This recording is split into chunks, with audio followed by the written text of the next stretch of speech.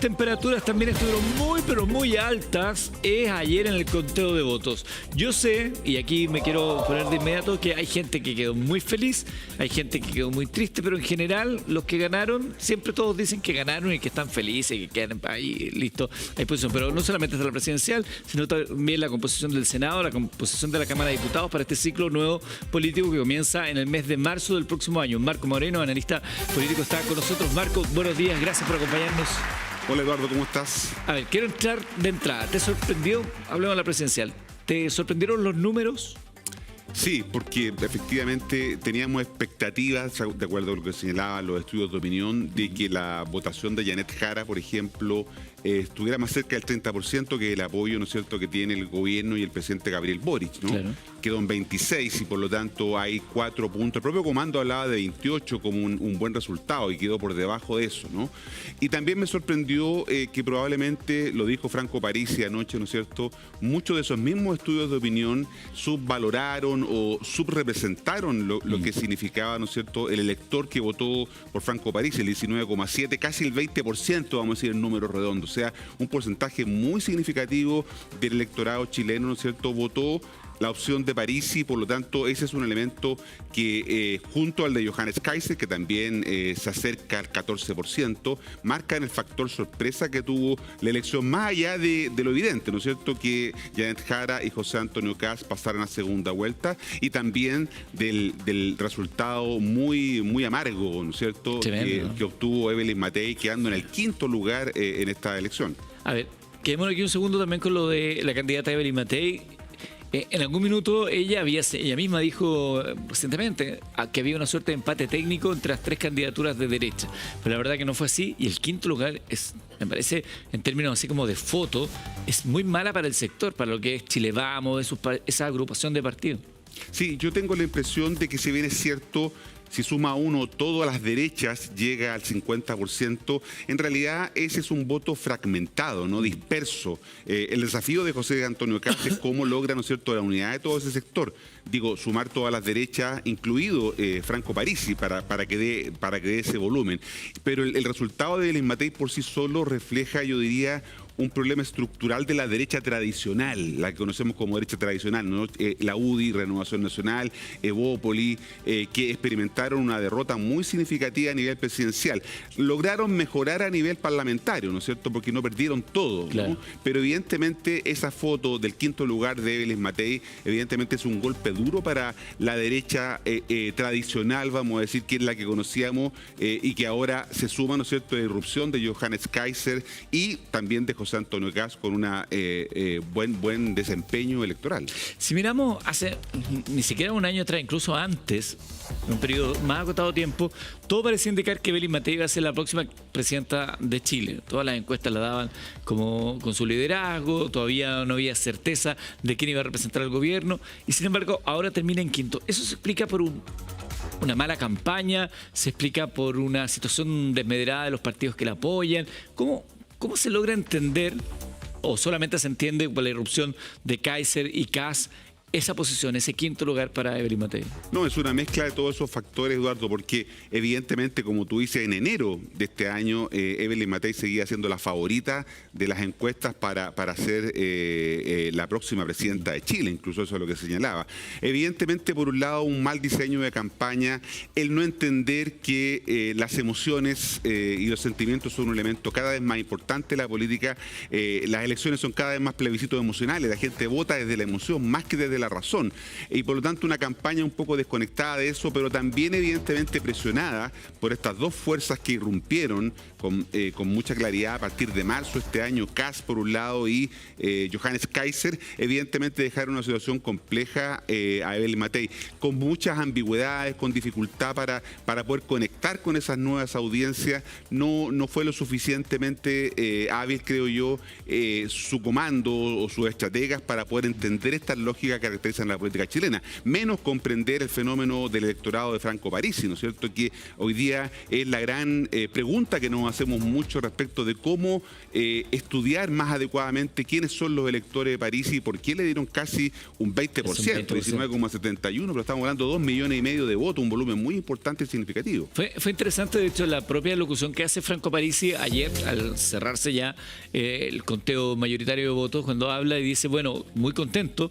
por la cantidad de representación parlamentaria. Siempre decía, con Parisi en la moneda y el PDG en el Congreso, vamos a hacer tal y tal cosa. Bueno, el PDG avanzó bastante como partido y aquí tiene también un desafío interesante de Franco Parisi, más allá de que podamos entender o no esta suerte de líder que dice ni facho ni comunacho, sino que es súper pragmático, no nos interesa la mega discusión política, sin que nos interesan los problemas reales de las personas, como bien cosista, pero Franco Parisi ya tuvo un escenario, no igual, pero parecido, con un partido de la gente que después sufrió un descalabro, perdió toda su representación parlamentaria porque se le fueron. Entonces ahora que la tiene es cómo se construye de aquí a los próximos 4 años. Claro, porque además de esa votación, él logra sacar una bancada prácticamente, entre 13 y 14 diputados. Había uno que estaba ahí en el borde anoche, pero evidentemente es un número, pasa a ser la tercera fuerza en términos de partido político del país, ¿no? Él hace 4 años atrás, recordemos que cuando salió tercero, se fue del país, ¿no? Él ha dicho que ahora esa lección la aprendió y por lo tanto uno esperaría que logre, ¿no es cierto?, darle mayor institucionalidad al PDG para que no ocurra lo que pasó con el PDG de hace 4 años atrás, que eligió parlamentario y hoy día técnicamente no tiene ninguno, ¿no? Y por lo tanto el gran desafío de Franco Parisi es cómo logra de alguna manera convertirse en un actor clave, ¿no es cierto? Los 13 parlamentarios le dan esa posibilidad, se va a convertir en un pivote, ¿no? La política, ¿no es cierto? Porque la fotografía de la Cámara de Diputados muestra una especie de empate técnico, vamos a decir, ¿no es cierto?, si uno ve las correlaciones, la representación de la fuerza. Y por lo tanto, el rol que tenga el PDG, los parlamentarios del PDG y el rol que tenga Franco Parisi va a ser muy importante para las decisiones que sean sobre todo muy ajustadas en términos de los votos, donde se exigen cierto número de quórum, o incluso con el pirquineo, como se dice, ¿no es cierto?, de ir a buscar apoyo aquí y por acá para poder conseguir resultados. Eso es bien interesante porque de alguna manera le da un valor estratégico a lo que haga él, ¿no es cierto?, respecto de esa votación que él tiene. Ahí es donde va a tener que ir a buscar votos fundamentalmente Janet Jara, ¿no? Para la segunda vuelta.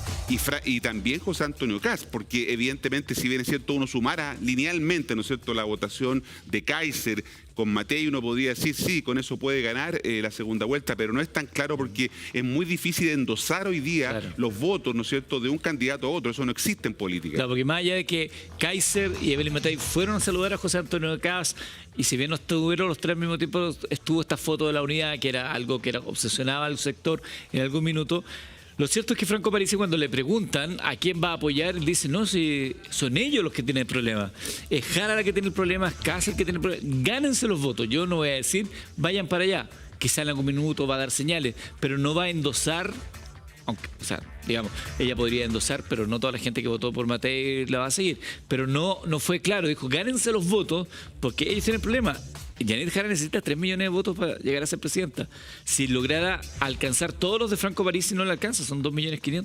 Por eso que su estrategia probablemente sea no endosarle a ninguno de los dos. O sea, su mejor escenario hoy día es mantenerse tal como está. Él dijo anoche, ¿no es cierto?, en su comparecencia pública, dijo, ni la alusión al perro mata Paco, ni la tercera estrofa de la canción nacional, ¿no es cierto?, planteando que aquí hay de alguna manera una polarización y que eso es un poco el resultado, ¿no es cierto?, de este fenómeno que estamos observando con la irrupción de Franco Parisi.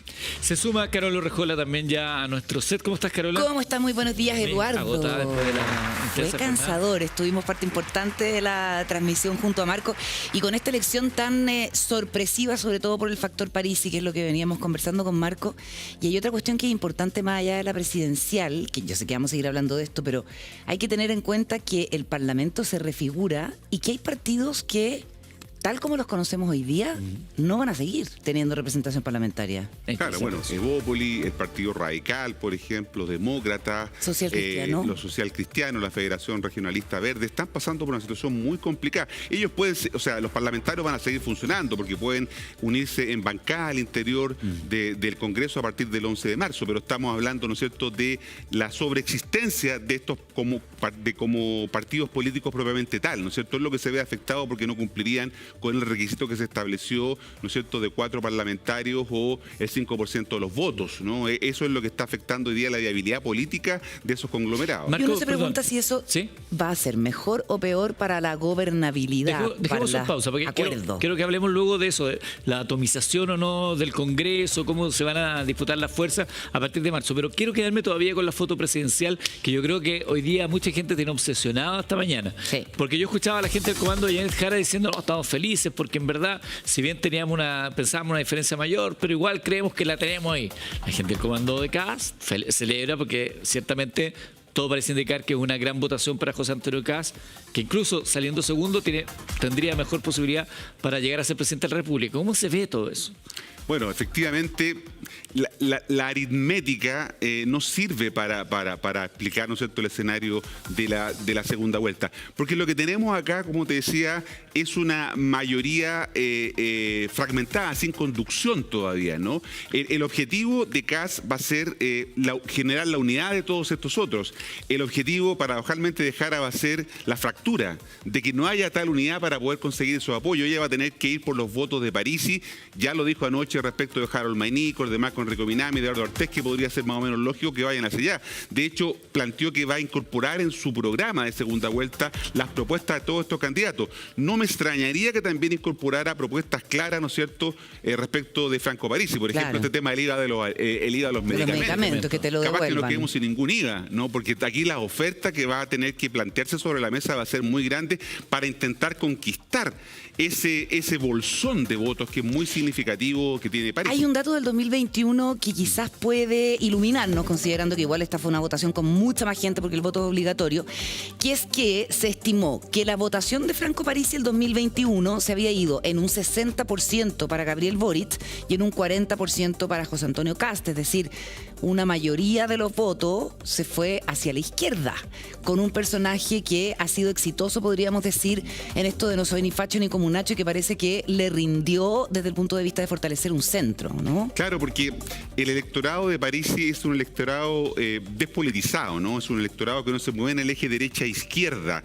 Es un electorado mucho más pragmático, muy digamos, de las redes sociales también, que se mueve mucho en esa línea, y por lo tanto, de alguna manera, ahí es donde va a tener que el comando de Jara, ¿no es cierto?, que probablemente empieza a mostrar hoy día ajustes en su comando. Ya anoche se anunciaba que podía haber un cambio, ¿no es cierto?, justamente para ir a buscar ese voto, ese elector, no el voto de nicho, ya ese voto de nicho ella lo tiene, ¿no es cierto? Por eso que muchos cuestionaban que la performance que tuvo ayer, ¿no es cierto?, de subirse con familiares, con amigos del barrio, eso no va a rendir para llegar a buscar ese elector, ¿no es cierto? Por eso que el desafío que ella y su comando tienen es cómo llega ahí, pero también, ojo, ir a buscar algunos electores, ¿no es cierto?, en la votación de Matei, porque recordemos que Matei logró capturar probablemente algunos votos, ¿no es cierto? No sabemos muy bien cuánto, pero puede haber capturado algunos votos de lo que es el mundo de la centroizquierda, exconcertacionista. Hubo declaraciones, por lo pronto, de algunos personeros que una carta, ¿no es cierto?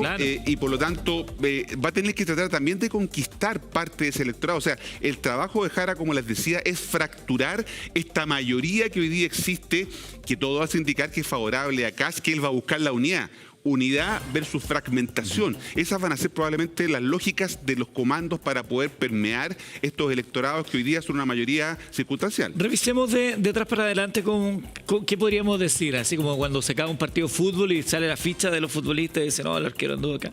Eduardo Ortiz, 0,66% de los votos, son 86.000 votos que obtuvo el profesor Eduardo Ortiz. Bueno, efectivamente viene marcando este fenómeno ya Eduardo Ortiz, que son parte de candidaturas más marginales, no logran, ¿no es cierto?, traducir electoralmente, lo mismo que Marco Enrique Minami, no logran traducir su liderazgo, su nivel de conocimiento, no logra expresarse en votos, ¿no? Son personas conocidas y de alguna manera hay gente que le parece simpático el profesor Artés y le parece, ¿no es cierto?, una persona con la cual podría conversar, pero nada de eso logra, ¿no es cierto?, conquistar votos, y que en una elección es lo fundamental para obtener un buen resultado, ¿no? Ni Eduardo Artés, ni tampoco la votación de Marco Enrique Minami, que evidentemente marca un quiebre que ya se venía planteando de las otras elecciones presidenciales en lo que es el liderazgo que tiene Marco Enrique. ¿Será Marco la Enrique última o irá por una sexta? Es el Parisi un poco pregunta. del 2010, ¿se acuerdan cuando irrumpió con fuerza? Claro. Oye, bueno, y Harold May Nichols, que en algún momento fue como una figura novedosa. El primer debate, ¿te acuerdas? Exacto, pero fue de más a menos. Ahora, hoy día, anoche más bien, en la transmisión tuvimos al presidente del Partido de la Gente, Rodrigo Batuone, que estaba muy enojado con los encuestadores y con el mundo político en general por haber ninguneado la candidatura de Franco Parisi. Con nombre y apellido, le tiró Así el es. palo ahí con Alberto Tutti. Mayol. Bueno, hoy día yo venía escuchando a un Simpson. encuestador, a Cristóbal Uneus, de Anholster, que tiene Decide Chile, y le preguntaban por qué no se vio en las encuestas el fenómeno Parisi. Y decía, muy probablemente porque el votante de Franco Parisi está despolitizado, no le interesan las encuestas, no las va a contestar, no va a ser parte de un panel que mensualmente o semanalmente te está preguntando. ¿Te hace sentido esa explicación? Sí, y pone un punto sobre la mesa Parisi, porque las encuestas efectivamente subrepresentaron o dejaron que algunos candidatos no tuvieran la fuerza que podían haber tenido la propia Evelyn Matei. Recordemos que si bien es cierto quedó en un lugar en que las encuestas más o menos la ubicaban, evidentemente se vio perjudicada por este fuerte remesón que plantearon las encuestas. Acuérdense ustedes que las encuestas, de 100 personas responden 3 una encuesta, ¿no? En realidad los que responden encuestas son bichos raros. Si ustedes se preguntan y alguien que ustedes conocen ha respondido encuesta, es muy raro porque a uno lo llaman por teléfono, ¿no es cierto? Uno ve el número y si no lo conoce, no contesta, ¿no? Claro. Si llegara por alguna razón a equivocarse y contestar, va a cortar la llamada. Entonces es muy difícil el trabajo de las encuestadoras, pero evidentemente lo que está ocurriendo es que están subrepresentando, ¿no es cierto?, a determinadas audiencias o a determinados públicos. Otro tipo de electorales. votante, claro, Exactamente. claro. Interesante también esto de las encuestas, porque si bien hay una veda que no se pueden publicar, pero circulan las encuestas. Acá en el mundo del periodismo, las encuestas todos las conocemos. Y yo, por ejemplo, tengo acá la de Pulso Ciudadano, que fue del día viernes, que si bien no acierta con los porcentajes, acierta prácticamente en todo en el orden. A Janet Jara le dieron un 30, en segundo lugar a Kass con un 18. Igual la diferencia es súper grande, son 12 puntos. ¿De acuerdo a esto? Luego, tercero Franco Parisi, cuarto Johannes Kaiser y quinta Evelyn Matei. O sea, ya esa encuesta del día viernes arrojaba un tercero lugar la foto, para digamos, Parisi, claro, claro. la foto, por ejemplo, del podio ya más o menos instalado. Y si bien las cifras no coinciden, sí la posición. Y aquí empiezan las defensas de todo. Yo no sé si Mayol habrá hablado aún, porque a Mayol al primero que le pega el palo es a Mayol, y recordemos que también había habido antes una suerte de mirada muy crítica respecto a la metodología que él estaría utilizando a través de la Cosa Nostra. Claro, Sí. también en elecciones donde estos personajes surgieron como medio de la nada. ¿Te acuerdas de Beatriz Sánchez, que tuvo un 20% de la votación? Eso tampoco nadie lo vio venir. Exactamente, no, hay varios fenómenos que evidentemente las encuestas, que son una muestra, ¿no? Son diseños muestrales, por supuesto que no logran representar todo lo que es el país. Y ese fenómeno que tú dices, Carola, de ¿cómo se llama? Beatriz Sánchez, efectivamente es bien interesante porque no tenía mucha posibilidad y estuvo en un momento anoche, ¿te acuerdas? Entrando como senadora. En la senatorial, en la claro. región del Maule, por donde competía. Elisa Loncón también estuvo entrando en algunos momentos de la noche, bueno, porque faltaban mesas por incorporar y no estaba todo el análisis, pero evidentemente aquí hay un golpe de campana, diría yo, una luz de alerta respecto al trabajo de las encuestas. En Chile no hay regulación para las encuestas, esto que dice Eduardo de la Veda, efectivamente existe mucho plantean que probablemente 15 días sea mucho tiempo de veda, Mucho. porque al final del día las encuestas siguen circulando Circulan igual. Sí. Entonces, habría que esperar, a lo mejor ajustar el tiempo de la veda y quizás introducir algún elemento de regulación.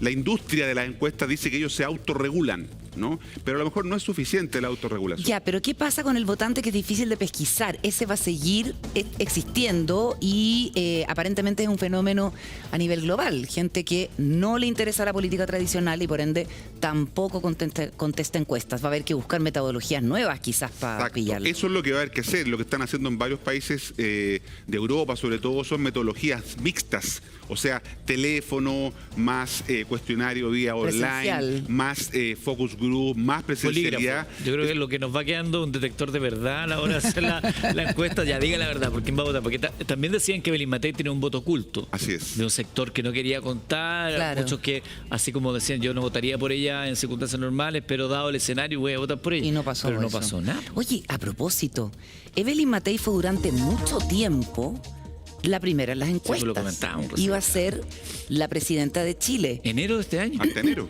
Perdón. Y además, el desempeño de Chile Vamos en la parlamentaria tampoco fue lo que se esperaba. Queda muy eclipsado por la enorme votación de republicanos, que saca más de 30 parlamentarios.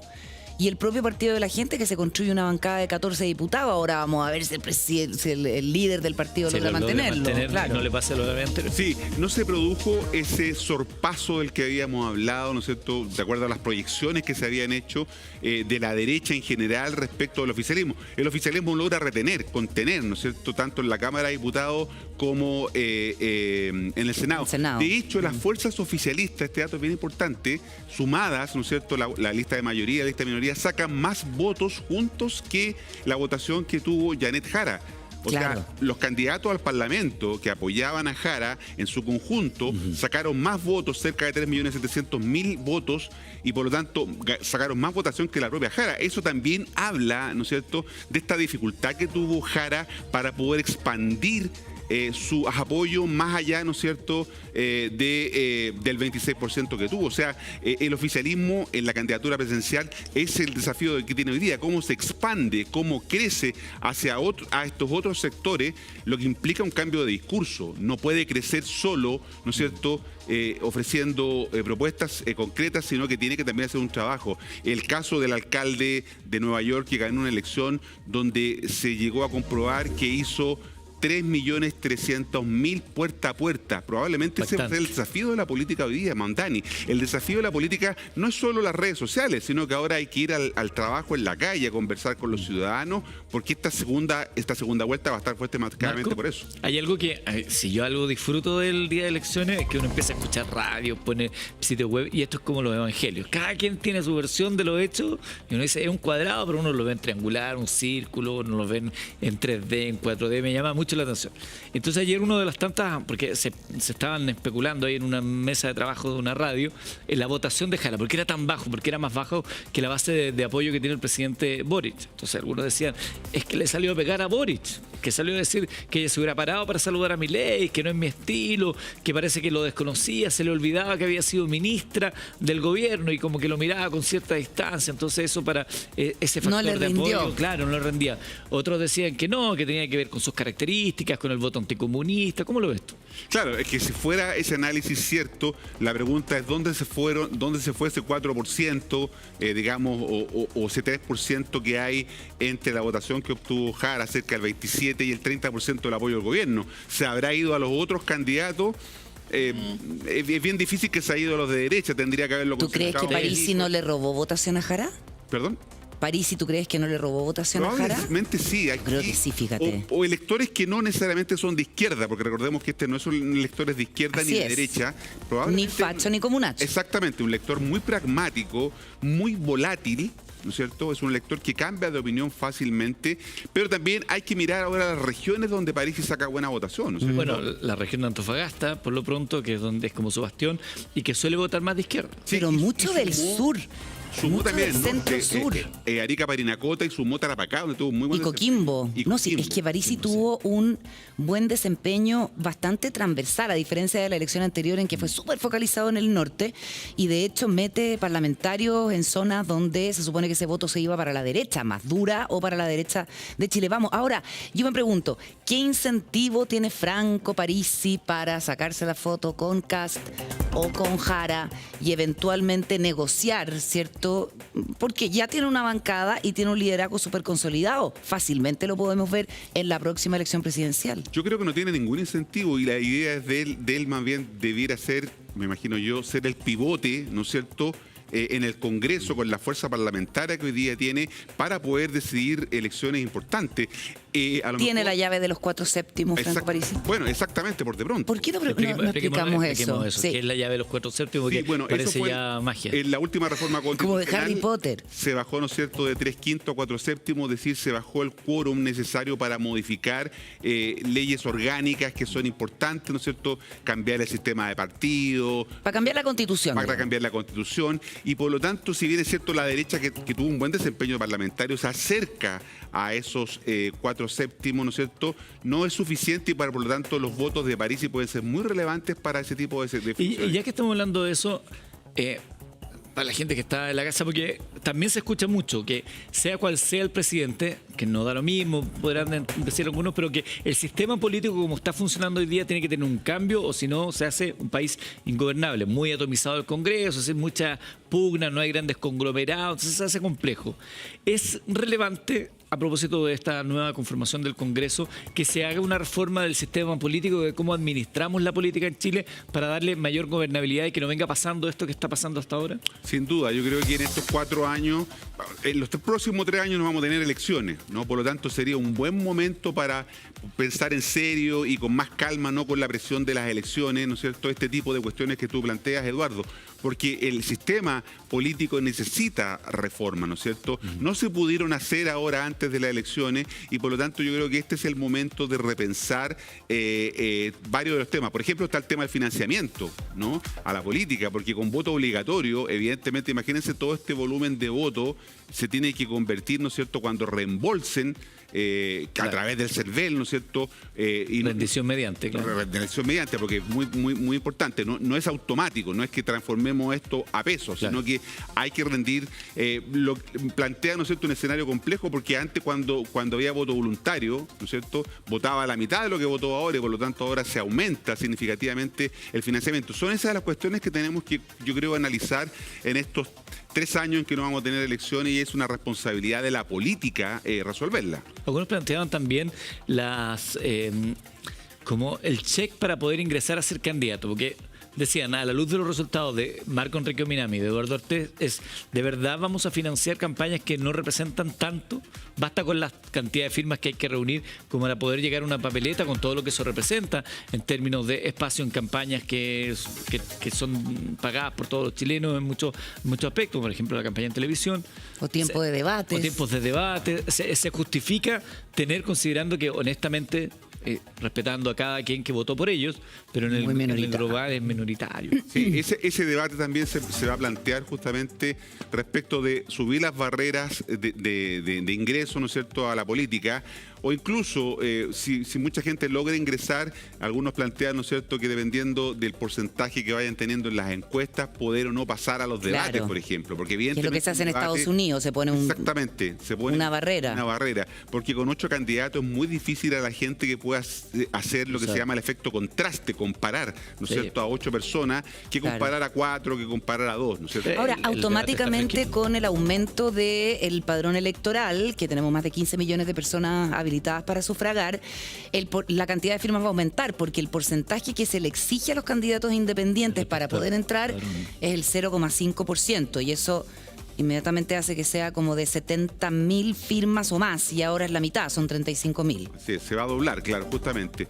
Ahora, vamos a ver si eso es suficiente, porque de alguna manera el gran desafío es justamente cómo resolvemos estos nudos que tenemos hoy día, ¿no? Que dificultan, como decía Eduardo, la gobernabilidad. a eso hay que poner ojo, ¿no? Cada vez más fácil ganar la elección y cada vez más difícil gobernar. Vamos a ver qué es lo que pasa a partir del 11 de marzo con el Congreso que hoy día tenemos, para quien llegue, ¿no es cierto?, gane la segunda vuelta, para ver si efectivamente va a ser fácil poder llevar adelante la gobernabilidad, que es uno de los Todo problemas. indica que José Antonio Kast se va a imponer, ¿cierto? Ya los encuestadores lo están diciendo hoy día, etcétera.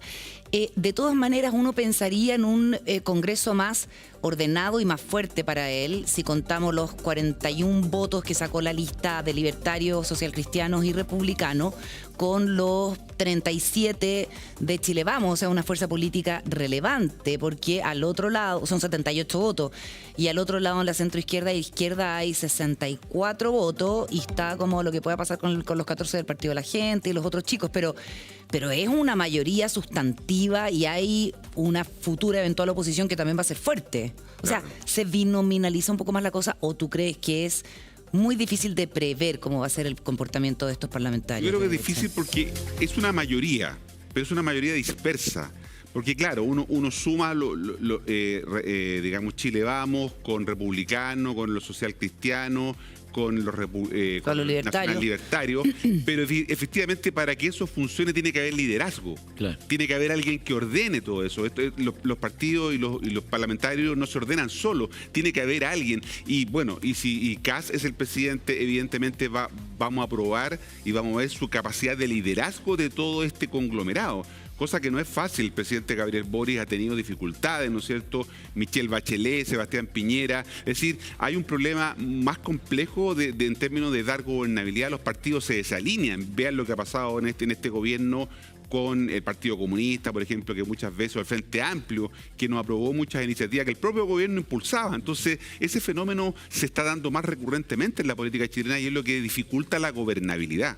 De hecho, si uno mira, por ejemplo, cómo han actuado en el Congreso hoy, la oposición le ha costado sacar adelante acusaciones constitucionales. Entre ellos no se han logrado poner de acuerdo. No votaron de la misma manera algunas normas importantes, como la reforma de pensiones. Entonces, tampoco es que hayan tenido siempre un trabajo así como, somos de oposición. Miel sobre hojuelas, claro, nos alineamos. Nuestra viñeta de azul, vamos todos en conjunto. No hay un... No, pues, claro. Está eso. O sea, esa conversación, esa falta de liderazgo probablemente que tú señalas. Esa es la clave del liderazgo, porque lo que tenemos hoy día es una dispersión y la pregunta es quién logra hegemonizar en medio de esa dispersión. Es cierto que hay un giro, yo diría, hacia el orden, ¿no? Porque los candidatos que obtienen la votación, como José Antonio Kast, Matei, Parisi, Kaiser, muestran que el país no es que gire hacia la derecha directamente, sino que gira, ¿no es cierto?, hacia una idea de orden. La gente quiere orden, ¿no es cierto?, seguridad, que fueron los elementos que se han planteado. Entonces, en ese orden, en esa lógica de orden que está demandando hoy día el país, porque el péndulo se movió de la demanda de cambio a la demanda de orden, ¿no es cierto? Boric ganó con una demanda de cambio, hoy día la demanda que ganó, lo que la gente quiere es orden, y por lo tanto ahí es donde está el principal desafío para eventualmente José Antonio Kast. Ya hablamos de ellos.